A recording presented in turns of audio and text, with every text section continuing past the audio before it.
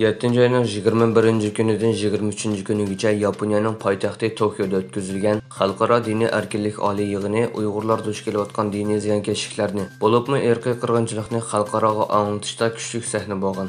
Bu yığınğa Amerikanın sabiq Tashqi ishlar ministri Mike Pompeo, sabiq Xalqara Dini Erkinlik baş elçisi Sam Brownback əpəndi və köp sanda Asiya dövlətlərinin rəhbərləri iştirak qılğan.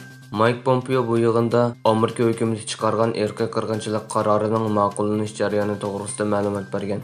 Mazkur yığınğa Uyg'urlarga vakolatan Dünya Uyg'ur Qurultayı İcraiya Komitetining raisi, Uyg'ur Kishilik huquq qurilishi direktori Ömer Qanat әпәнди bilan Yaponiya Uyg'ur jamiyatining idora hay'at a'zosi Savut Mehmet әпәнди qatnashgan. Xitoy ishg'oliyati ostidagi Sharqi Turkistondagi Turkiston madaniyatining iznonlarini o'z ichiga olgan necha ming yillik masjidlar davomli Xitoy Kommunistik partiyasi tarafidan chaqilmoqda.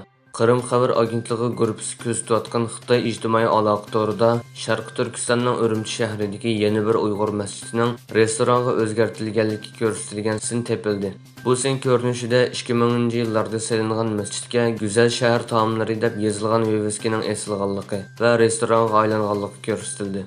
Yana bir tarafdan Uyg'ur tili uchun kurashgan va mushu sababdan 18 oy turmaga tashlangan Uyg'ur tilshunosi Abduli Ayub bu masjidda ibodat qilish 2017-yil cheklangan. Bu 2022-yil restoranga o'zgartirilgan dedi. Türk ve Uyghur tarihi sahnesinde muhim tədqiqatlarını ep barğan 73 yaşlıq professor Abdulahad Qaharov Toshkentdagi uyda qazo qilgan. O'zbekiston olimi Abdulahad Qaharov Toshkentning Olmazor rayonidagi turalg'usida o'lik holatda topilgan. O'zbekiston bosh taftish mahkamasining bayonotida 73 yoshli olimning o'ldirilganligi jazmlashtirilib, tekshirish boshlanganligi bildirildi. Jamiyatshunaslik professori Abdulahad Qaharov O'zbekiston Ichki ishlar ministerligi akademiyasida uzun yil dars so'zlagan. Turk va Uyg'ur tarixi haqida cheklik tadqiqotlarni ep borgan bu akademik 2017-yili Sharqi Turkistonning qadimki Ipak yo'lining siri nomli kitobni yozgan. Hayotini adolat ko'rishiga beg'ishgan G'arbiy Trakiya turklarining unutilg'usiz rahbari va Do'stlik, Barobarlik va Tinchlik partiyasining qurg'uvchi raisi marhum doktor Sodiq Ahmad 7-ayning 24-kuni qabr beshida xotirlandi. Komotindagi qabristonlikda o'tkazilgan xotirlash marosimiga Turkiya Tashqi ishlar ministrining muavin ministri Mehmet Kamal Bozay, Turkiyaning Afinada turishlik bosh elchisi Çatay Erkiyes, Turkiyaning Komotindagi bosh konsuli Aygül Ünal, Turkiyaning siyosiy amaldorlari, parlament a'zolari, siyosiy partiyalarning va ommaviy tashkilotlarning raislari va boshqaruvchilari bo'lib nurg'un kishi qatnashgan. Qirg'iziston davlat temir yo'l shirkatining muavin raisi Abdes Anarbekov Xitoy, Qirg'iziston, O'zbekiston temir yo'l qurilish turiga munosabatlik birlashma shirkat qurish xizmatining boshlanganligini e'lon qildi. Xitoy, Qirg'iziston va O'zbekistonning davlat temir yo'l apparatlaridan tashkillangan xizmat korpusi a'zolarining Bishkekda bir yerga jam bo'lganligini bayon qilgan Anarbekov mundaq dedi.